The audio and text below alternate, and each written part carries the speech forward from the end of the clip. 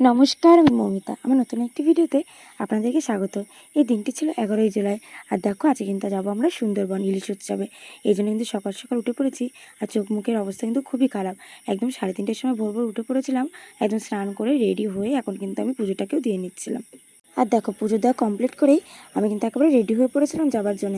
আর দেখবে একটা জিনিস, দেখো বাইরে কেমন অন্ধকার। ওই যে নাগরদোলনা, সবাই আমরা যাচ্ছি এখন। ও মা, ট্রেন ঢুকছে। মা, ট্রেন ঢুকছে।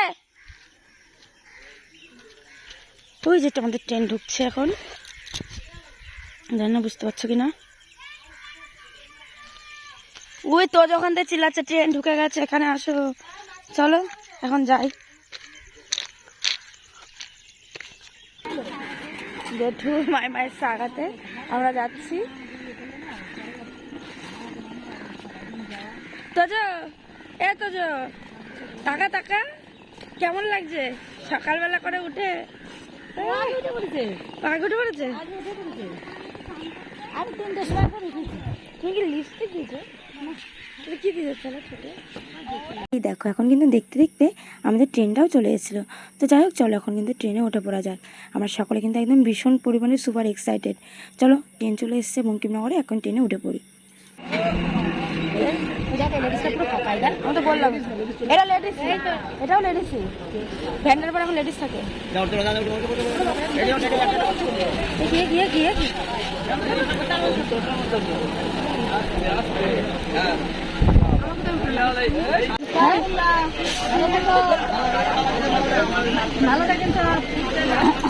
এখন কিন্তু আমাদের ট্রেনটা ছেড়ে দিয়েছিল। আর দেখো ট্রেনটা কিন্তু দেখতে দেখতে রানাঘাট স্টেশনে পৌঁছে গিয়েছিল। আর দেখো ঠিক তার মধ্যেই আমরা কিছু দূর আসার পর, মানে প্রায় শিয়ালদার কাছাকাছি প্রায় চলে এসেছিলাম, তার মধ্যে আমাদের নন্দিতা একেবারে বমি করে ফেলেছিল। আর দেখো আমাদের এখানে এক দাদু, সে তো মোটামুটি নাক ধরে একেবারে বসেছিল।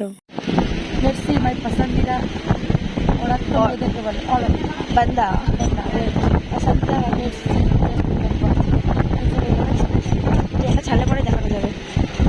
সুস্মিতার পছন্দের ছেলে তো নন্দায়, ছোট নন্দার কতগুলোকে পারবে। একদিন একটা কুকুর ঢুকেছিল।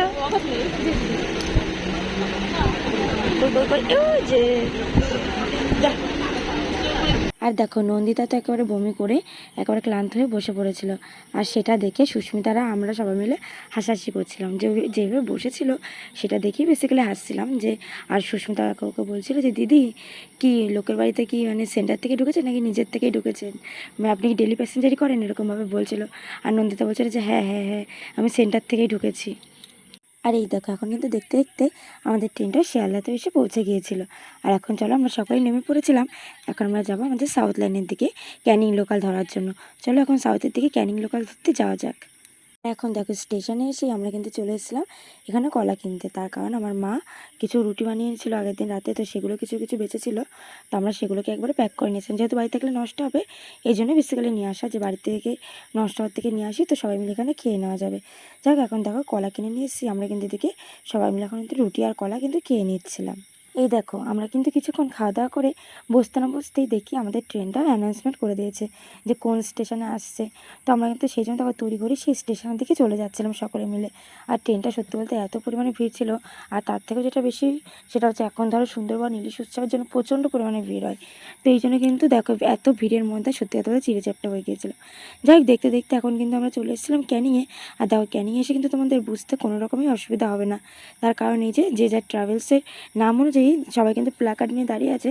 তো সেখানে গিয়ে যে যার নাম অনুযায়ী সেখানটা দেখে চলে যাবে। যেমন আমরা এসেছিলাম সুন্দরবনের ট্রাভেল ডেস্টিনেশনের সাথে, তো আমরা কিন্তু এই যে ওদের প্ল্যাকার্ড অনুযায়ী ওরা যেখানে দাঁড়িয়েছিল সেখানে চলে এসেছিলাম ওদের কাছে। আর ওরা কিন্তু এখান থেকে আমাদেরকে অটো করে নিয়ে গিয়েছিল সোনাখালী ঘাটে।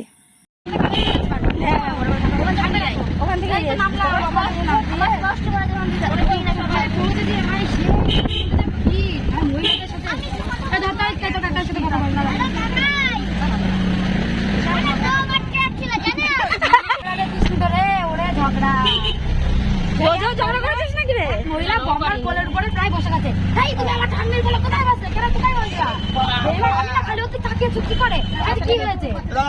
হ্যাঁ এবার হচ্ছে কি হয়েছে? তুমি যাই হোক, দেখতেই পেলেন যে আমরা কিন্তু একেবারে অটোতে উঠে পড়েছিলাম, আর অটো কিন্তু আমাদের ছেড়ে দিয়েছিল। আর আমাদের তোজো এখানে ওর কাকাইকে নালিশ করছিল যে ট্রেনের মধ্যে কে কী করছিল, কে কী চিল্লাচ্ছিল, মারপিট হচ্ছিল, সেগুলো সমস্তটা কিন্তু ওর কাকাইকে নালিশ করে করে বলছিল।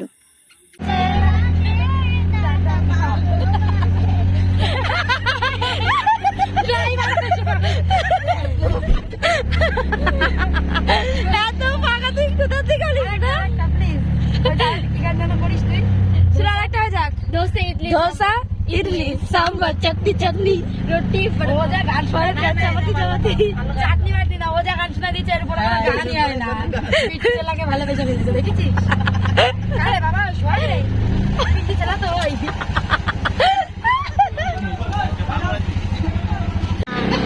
बोलता बोलता रे गेला आता हे मदर बाबा अच्छे गाता आता बिस्कुराची दक्कराची चला ला তো দেখতে পেলাম আমরা কিন্তু তোজো বাবুর গান শুনতে শুনতে আর ওর বক বক শুনতে শুনতে মাতলা নদীর উপর দিয়ে আর দেখো মাতলা ব্রিজের উপর দিয়ে চলে যাচ্ছিলাম আমাদের সোনাখালী ঘাটের দিকে। দেখো কেমন বসে আছে গাইস, দেখো এটা প্রত্যেক জায়গায় ফেস করি ওকে নিয়ে, আমার ঠাই ঠাই পায়ে পাটা পুরো ব্যথা হয়ে যায় ভাই।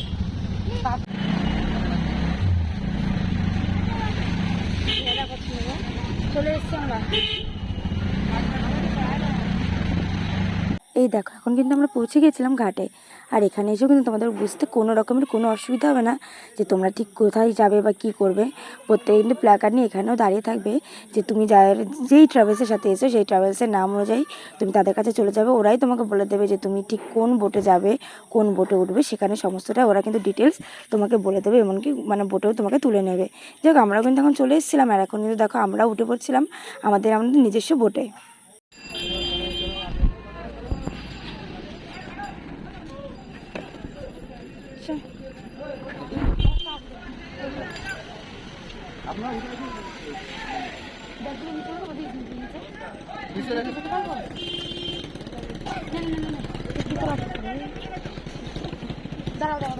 এখন উঠে পড়েছে, আর দেখো আমাদের টিম পুরো বসে পড়েছে এখানে।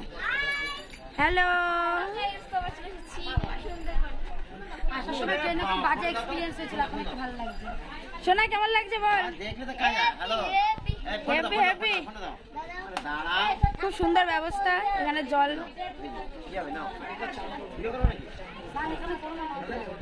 হোটেলে গিয়ে সবাই স্নান করবে। টেবিল এখানে দেখো সুন্দর সমস্ত কিছু ব্যবস্থা আছে এখানে। আরে এই দেখো লঞ্চে এসে কিছুক্ষণ বসতে না বসতে দাদারা কিন্তু আমাদের জন্য খাবার দাবার সমস্তটাই রেডি করতে শুরু করে দিয়েছিল, কারণ অনেকটা সকাল সকাল বেরিয়েছি, এই জন্য কিন্তু আমরাও বসে পড়েছিলাম খাবারের জন্য খেতে। বোটা কাজটা কবে পেলেন? চেয়ার মেয়ার এনে পুরো পেতে পেতে বসে পড়লো। দাদা আপনারা বোটে কবে কাজ পেলেন? হ্যাঁ, মাইনা কত করে দাদা? এত টাকা করে নিচ্ছেন, এত টাকা করে নিচ্ছেন, মাইনা কত করে? আরে দেখো পেটে হাতে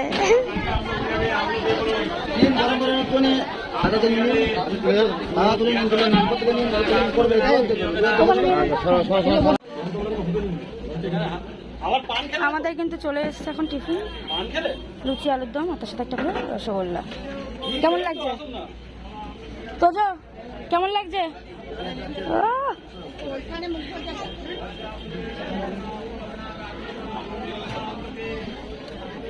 চলো এখন খেয়ে নিই।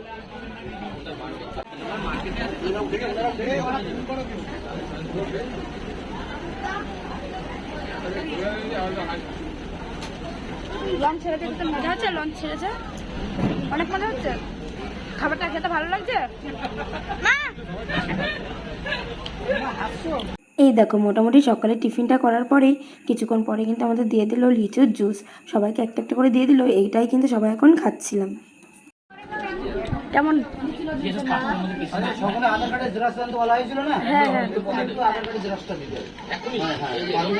যাই হোক এখন কিন্তু খাওয়া দাওয়ার সেরে আমাদের যেটা মানে একদম করণীয় কাজ সেটা হচ্ছে ছবি তোলা, তো সেটা এখন একটু সেরে নিচ্ছিলাম আমরা সকলে মিলে।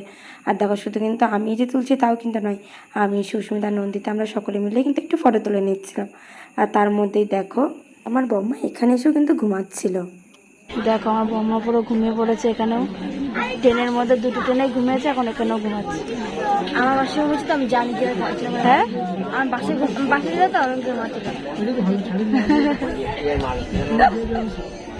এই দেখো ঘুমিয়ে পড়েছে, ঘুরবে কি দেখবে কি, ঘুমিয়ে পড়েছে। আমার কাজই হচ্ছে ঘুমানো, ঘুমানো ছাড়া মামা কিচ্ছু বোঝে না। সারাদিন যদি মাকে ঘুমাতে দাও মামা কিচ্ছু বলে না, আমি সারাদিন কোনো বিরক্তি হবে না। মামা হচ্ছে বেশি ভালোবাসে ঘুম। কেমন মজা লাগছে বল, লঞ্চটা ছাড়ছে তো যা। এই কেমন মজা লাগছে? ভালো ভালো বলছে, ভালো ভালো। আমাদের লঞ্চটা এখন ছেড়ে দিল।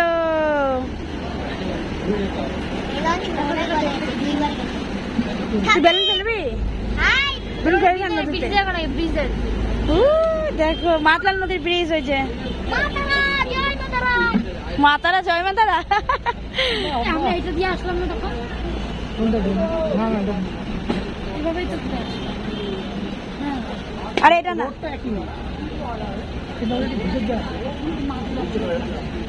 মাতলা নদীর ব্রিজ দিয়ে যাচ্ছে। আমাদের নৌকো ওইখান থেকে আসছে,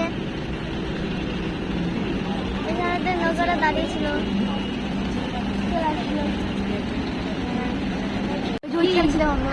এখানটায় ছিলাম, এখান থেকে চলে এসেছে এখন। সুন্দর করে ঘোরাচ্ছে আমাদের লঞ্চটা। হ্যাঁ আমি এখানে লিখবো be happy with travel destination pen pen ওদের কাছে পাবি।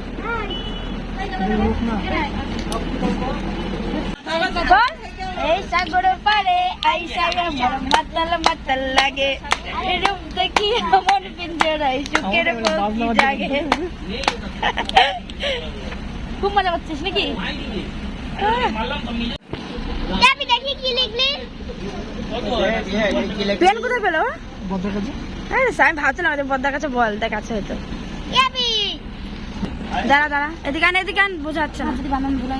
এদিকে আন। Be happy with travel destination. ও শুধু ডেস্টিনেশন লিখেছিস? চল চল, আমরা ব্রিজের এখানে বেলুনটাকে ফেলবো। হ্যাপিতে হ্যাপি, হ্যাপি वाला ইমোজি দিয়ে দে। তোদেরকে দেয়, তোকে ফেলো। ও তোকে ফেলবে না, তুই ফেল। মুড়ি চলে আসছিস কিন্তু কিভাবে প্লাস্টার করে দিয়ে গেছে। আরে তাড়াতাড়ি তাড়াতাড়ি চলে আসছে কিন্তু, চলে আসছে। Fail fail fail fail.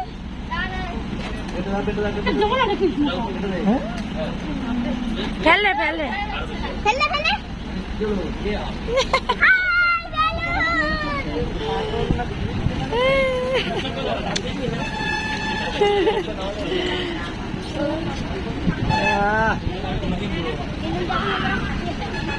দেখ কি দারুণ সামনে। আমরা কিন্তু প্রথম দিনে চলে এসেছিলাম রবীন্দ্রনাথ ঠাকুরের বেকন বাংলোতে, আর সেদিন আমরা ঠিক কী কী করেছিলাম সেটা আমরা কিন্তু পরবর্তী পার্টে দেখাবো। আজকের জন্য বাই।